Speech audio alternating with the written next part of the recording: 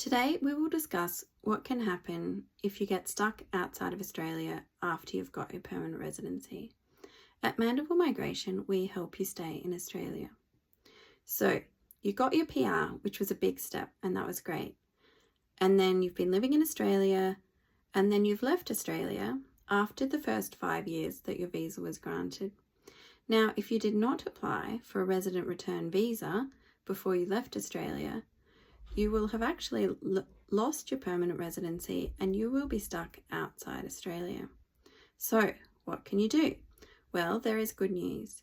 You can apply for a resident return visa.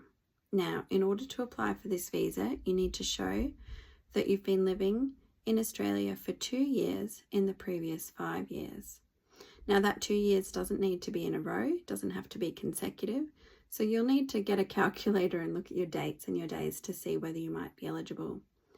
Now, if you don't meet those numbers, then you'll have to consider whether you can argue that you've provided benefit to Australia through personal ties, cultural ties, business ties, something like that.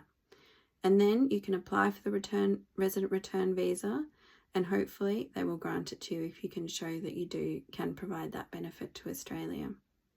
So if you need help with anything like this, please contact mandevillemigration.com.au.